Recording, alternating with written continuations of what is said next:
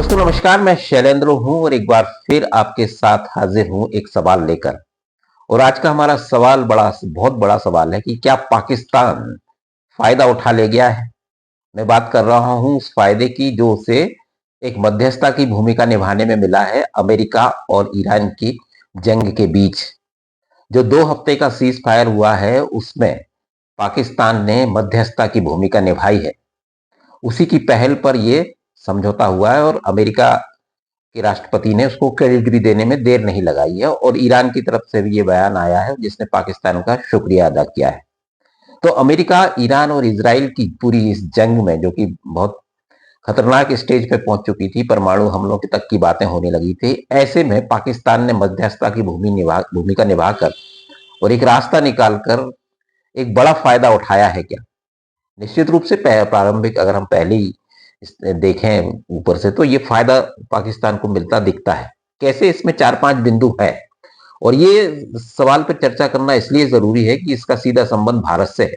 अगर पाकिस्तान अंतरराष्ट्रीय स्तर पर कुछ भी उसको नुकसान फायदा होता है तो उसका सीधा संबंध भारत से होता है।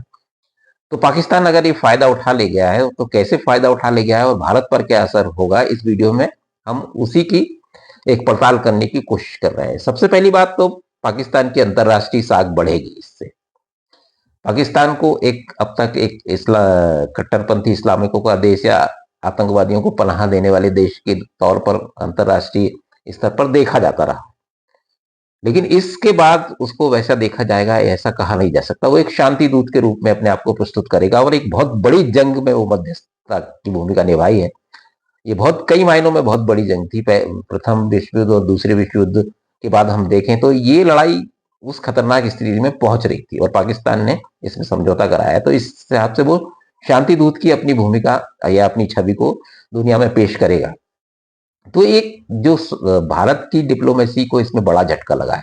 ये पाकिस्तान की बड़ी डिप्लोमेटिक जीत है क्योंकि भारत हमेशा उसको अंतरराष्ट्रीय स्तर पर आइसोलेट करने की कोशिश करता रहा है। उसकी छवि अंतरराष्ट्रीय एक आतंकवादी देश की छवि बनाकर भारत ने हमेशा कोशिश की है, जो कि सही भी है भारत का पक्ष, क्योंकि भारत ने जो जो भी कुछ आतंकवाद के मुहाने पे भुगता है वो पाकिस्तान उसकी वजह रहा है। तो भारत को एक झटका तो लगेगा क्योंकि ये उसकी साख एक शांति दूत की बनेगी वहां की, क्योंकि एक बहुत बड़ी लड़ाई में, बहुत बड़ी जंग में उसने एक अहम भूमिका निभाई है। तो पहली बात तो ये हो गई। दूसरा, पाकिस्तान इस पूरी अपनी जो साख बनेगी उसका फायदा उठाने की कोशिश किस तरह से करेगा। सबसे बड़ी बात है आर्थिक मोर्चे पर। अर्थव्यवस्था उसकी खस्ताहाल अर्थव्यवस्था जो है वो उसकी बहुत बड़ी एक परेशानी है। तो इसके थ्रू वो अब अपनी इस छवि का फायदा उठाने की कोशिश अपनी आर्थिक स्थिति सुधारने के लिए करेगा। चाहे आईएमएफ हो, चाहे वर्ल्ड बैंक हो, जिसमें अमेरिका का बड़ा प्रभाव है, तो पाकिस्तान फौरी तौर पर यही कोशिश करेगा कि उसको कुछ राहत पैकेज मिले आईएमएफ से और उसको लोन मिले, क्योंकि ऑपरेशन सिंदूर के बीच में उसको ये फायदा मिल गया था। तो अब तो बात अलग है। तो दूसरा, उसकी आर्थिक स्थिति मजबूत करने की वो कोशिश करेगा। तीसरा, एक वो साउथ एशिया और मिडिल ईस्ट में कनेक्टर की भूमिका में वो अपने आप को रखेगा, क्योंकि मिडिल ईस्ट कंट्री हो चाहे साउथ एशिया हो, यहाँ पर एक बड़ा पावर सेंटर बनने की कोशिश करेगा दूसरे मायनों में। खासतौर से उसकी द्विपक्षीय जो बातें हैं, क्योंकि इस्लामिक देशों से उसके संबंध अच्छे होंगे और अमेरिका का उसको फायदा मिलेगा और चीन से भी उसके बेहतर संबंध है। तो साउथ एशिया में एक वो पावर सेंटर बनने की कोशिश करेगा सैन्य तौर पर। अभी आर्थिक तौर पे तो हम नहीं कह सकते क्योंकि अर्थव्यवस्था भारत की उसके मुकाबले बहुत बड़ी है। तो एक साउथ एशिया में एक बड़ी भूमिका में वो अपने आप को स्थापित करने की कोशिश करेगा। तो तीसरी बात ये हो गई। पहला तो उसको अंतरराष्ट्रीय छवि सुधरेगी उसकी। दूसरा, अर्थव्यवस्था में आर्थिक फायदा उठाने की कोशिश करेगा। तीसरा, मिडिल ईस्ट और साउथ एशिया में जो उसकी स्ट्रेटेजिक भूमिका है, जो सामरिक भूमिका है, वो बदलेगी और इसके कई फायदे उठा ले जाएगा। और अब सबसे बड़ी बात है, जो चौथा पॉइंट है, वो इस सब का फायदा उठाएगा। जो उसका मुख्य मकसद है, जो उसका मेन मोटिव है, वो है कश्मीर। कश्मीर के मुद्दे को पाकिस्तान जो भी करता है, देखिए उसके जहन में कश्मीर होता है। वो जो भी कोशिशें कर रहा है वो कश्मीर के इशू पर कर रहा है। तो कश्मीर इशू को लेकर अमेरिका की के जहन में जो है, या अंतरराष्ट्रीय इस्लामिक कंट्री के जहन में जो है, उस नैरेटिव को बदलने की कोशिश पाकिस्तान अपनी इस छवि के द्वारा अब करेगा। और भारत के लिए सबसे बड़ी छवि, सबसे बड़ी परेशानी की वजह यही बनेगी। हालांकि भारत बहुत बड़ा देश है और ऐसा नहीं कहा माना जा सकता कि पाकिस्तान और भारत को मिलाकर देखते हैं देश, भारत की अपनी छवि है, लेकिन फिर भी पाकिस्तान इसका फायदा उठाने की कोशिश करेगा। कश्मीर का इशू वो दूसरे हिसाब से अब उठाएगा, क्योंकि उसको कहीं ना कहीं एक सॉफ्ट कार्नर तो उसके प्रति बनेगा, अमेरिका का हो, चाहे मिडिल ईस्ट कंट्रीज का हो, चाहे ईरान का हो। तो एक एक ये भारत के लिए चिंता की वजह है कि कश्मीर मुद्दा वो फिर से उठाएगा। और जब और सिर्फ अंतरराष्ट्रीय या डिप्लोमेटिक स्तर पर ही नहीं उठाएगा, हम इंसर्जेंसी भी बढ़ते देखेंगे आगे आने वाले कुछ दिनों में, क्योंकि भले ही अंतरराष्ट्रीय जो सोसाइटी बरादरी है वो इग्नोर करे या कुछ भी करे, लेकिन जो इंसर्जेंसी है, जो आतंकवादी समूह है, जो वहां पर ट्रेनिंग सेंटर है पाकिस्तान के, उनको कहीं ना कहीं इग्नोर कर अब किया जाएगा अमेरिका की तरफ से। अभी तक भारत की बात सुनी जाती थी, चाहे मुस्लिम कंट्री हो चाहे वो। तो ये कश्मीर के इशू पे पाकिस्तान हमको काफी परेशान कर सकता है, अगर जो मैं आकलन कर रहा हूं शुरू में वो सही है तो।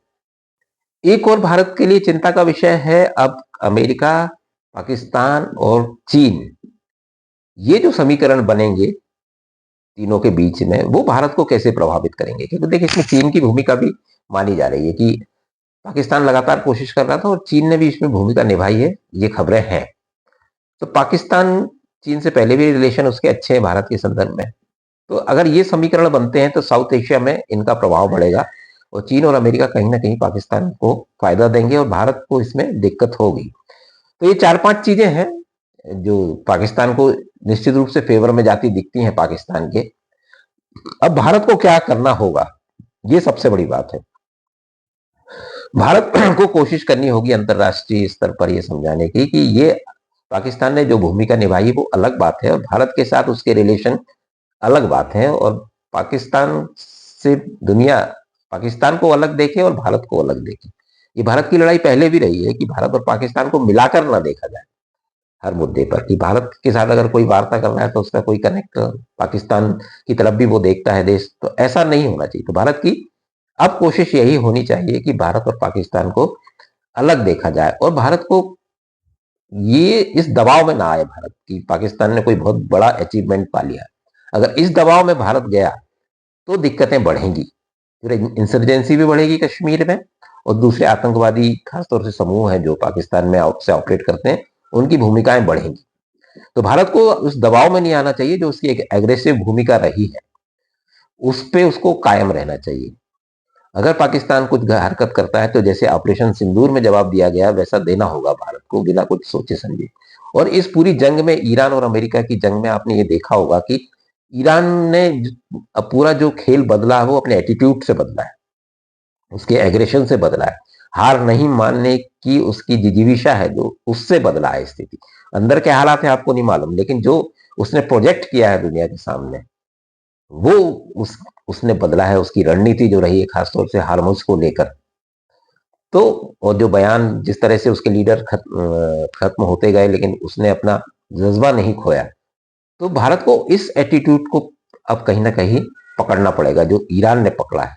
और पाकिस्तान के संदर्भ में निश्चित रूप से ये तभी भारत दबाव में नहीं आएगा और अंतरराष्ट्रीय बरादरी उसको एक अलग तरीके से एक बड़े देश के तौर पर देखेगी। और भारत के पास इसके कारण भी है, एक सबसे बड़ी अर्थव्यवस्था के तौर पर जब वो उभर रहा है, तीसरी अर्थव्यवस्था, दुनिया की तीसरी अर्थव्यवस्था बनने की राह पर है और अंतरराष्ट्रीय बाजार और सब कुछ उसके फेवर में है, तो भारत को इसमें दबाव में आने की जरूरत नहीं है कि भारत की अपनी साख है।